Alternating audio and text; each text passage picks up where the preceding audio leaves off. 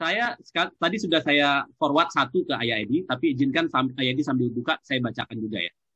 Baik. Pak Trisno, izin bertanya.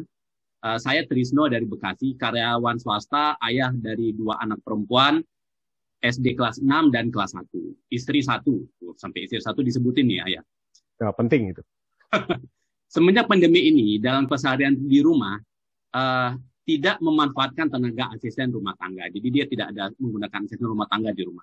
Sehingga aktivitas pekerjaan di rumah, kami saling berbagi tugas sesuai dengan kemampuan. Untuk anak yang besar, sudah mengerti dan bisa diberikan pemahaman. Jadi yang kelas 6 itu sudah paham ya. Namun yang masih problem adalah anak yang kecil, yang kelas 1 SD. Susah sekali diberi pengertian agar mau bekerja sama. Contohnya merapikan mainan, makan sendiri, mandi sendiri, belajar, dan sebagainya. Kadang harus ada drama nih, ayah. Nah, bagaimana sebaiknya untuk treatment atau cara mengajak anak bisa bekerja sama, melakukan tanggung jawab dirinya. Mungkin itu pertanyaannya, ayah, dari Pak Trisno. Ya, Pak Trisno, begini Pak Trisno ya. Bersyukur kalau anak kita seperti itu ya. Itu artinya dia meminta orang tuanya untuk berpikir tentang logical thinking and problem solving.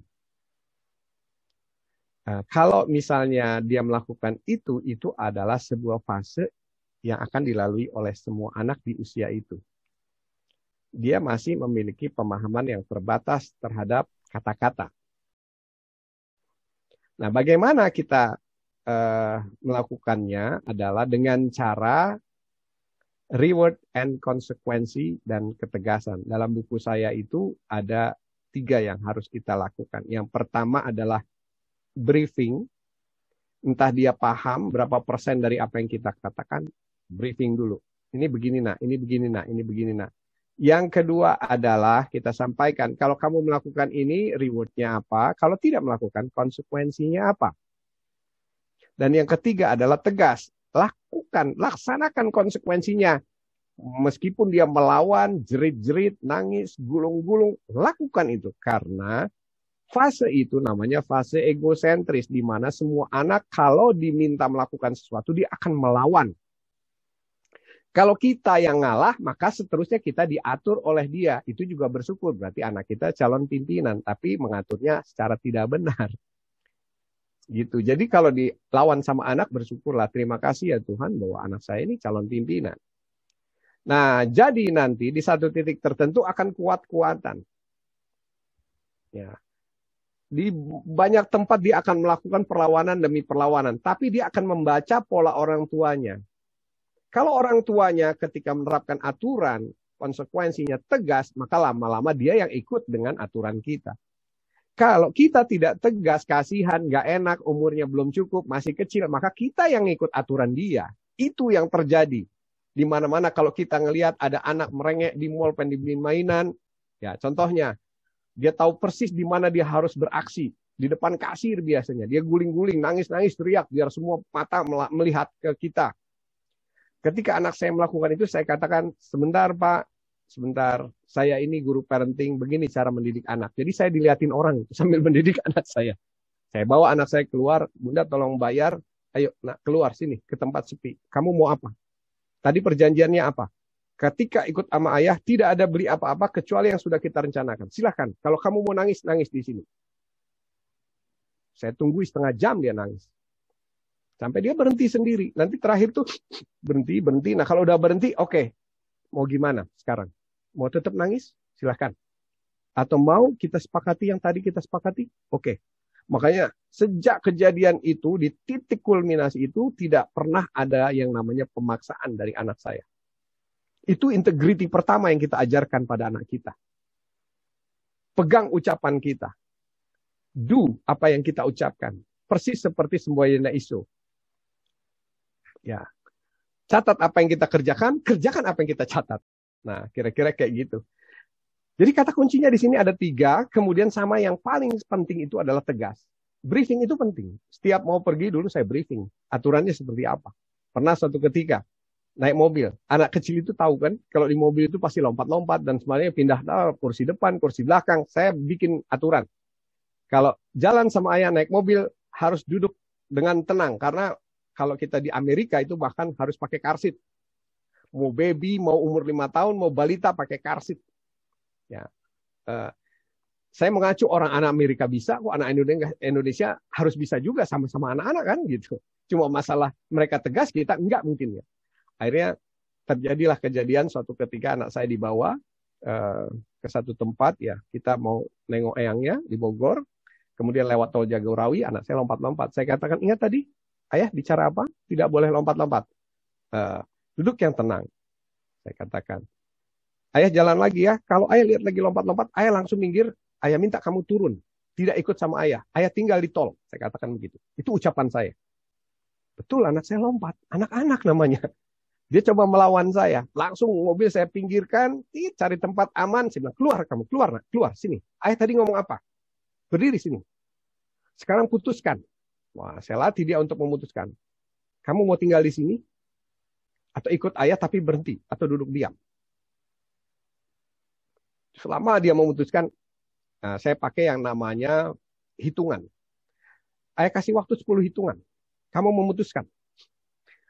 Nah, masalahnya dia tahu orang tuanya tegas. Padahal siapa sih orang tua yang mau meninggalkan anak usia 5 tahun atau 7 tahun di tol? Nggak ada orang tua seperti itu. Orang tua gila yang melakukan itu. Tapi kita harus menunjukkan kepada anak kita, kita adalah orang tua tegas. Nah, karena sehari-harinya saya selalu mengatakan melakukan apa yang saya katakan, dia sudah tahu bahwa ini juga mungkin akan dilakukan oleh orang tua saya. Maka saya katakan, ayah menghitung sampai 10, kita buat kesepakatan. 1, saya bilang. 2, begitu hitungan ke-8 dia belum bergerak, saya mulai mengarah ke pintu. Pintu saya tutup, jegrek, 8. Baru dia bilang, iya, aku mau diem. Oke, baik. Diem ya, nanti kalau ada kejadian seperti ini lagi, kejadiannya tahu kan sama ya, kita turun lagi di tol. Dan sejak itu sampai tempat eyangnya diam dia. Tapi saya tahu Bapak, kita harus tahu dunia anak beda dengan orang dewasa. Itu adalah dunia dia bergerak. Kita hanya bisa membatasi dia supaya tidak berbahaya di dalam mobil ketika saya ngerem mendadak.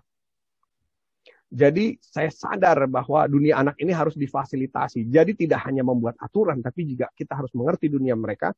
Maka setelah itu besoknya langsung saya ke toko aksesoris dan pasang video. Pasang apa ya? TV. Untuk supaya bisa diam, dia harus nonton sesuatu. Apakah itu film kartun dan sebagainya. Jadi jangan hanya aturan, tapi kita juga harus memahami di dunia anak seperti ini, sulit untuk membuat mereka diam itu. Jadi kalau dia diam itu betul-betul sebuah keterpaksaan. Dan untuk membuat itu tidak terpaksa, tapi win-win solution, akhirnya saya pasang TV. Supaya dia bisa diam sambil nonton TV. Nah, kira-kira seperti itu Pak, dan itu biasanya dimulai sejak usia 1 tahun sampai 3 tahun. Bahkan kalau kita tidak tegas, mungkin molor sampai 7 tahun. Anak saya itu semuanya total sudah kooperatif di usia 7 tahun. Tidak pernah bertengkar, tidak pernah pukul-pukulan adik sama kakak dan sebagainya. Itu 7 tahun. Laki-laki loh, beda 1 tahun.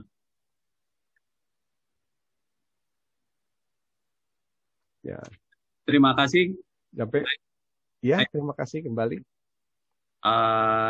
Ini Ayadi luar biasa ini. Jadi bukan teoritis ya, tapi langsung share pengalamannya Ayah ya. Jadi pengalaman dan itu bisa kita contoh di keluarga kita masing-masing ya Ayah ya. Ya, setelah ikut acara ini dipraktekkan. Makanya kalau saya diminta, ayah minta makalahnya, saya nggak ngasih makalah, saya ngasih praktek. Jadi pulang jangan bawa makalah. Kalau bawa makalah itu biasanya nanti makalahnya akan disimpan di atas lemari, nggak akan dibaca. Saya bilang, lebih baik saya kasih tahu tekniknya, terapkan. Jadi ada sesuatu yang real yang bisa kita bawa dari acara ini. Jadi ini bukan seremonial, ini adalah practical. Ini adalah semacam workshop talk show begitu kira-kira. Okay. Nah ini juga Bapak bisa langsung praktekkan yang tadi itu ya. Pak Trisno Ayah, Pak Trisno. Iya, Pak Trisno ya. Pak Trisno bisa langsung praktekkan. Ya, ingat ya Pak Trisno, pertama apa tadi? Briefing. Yang kedua, reward and konsekuensi. Jelasin itu. Kalau lakukan ini, kamu dapat reward apa? apakah itu bentuknya poin. Kalau dulu saya poin uang 500-an.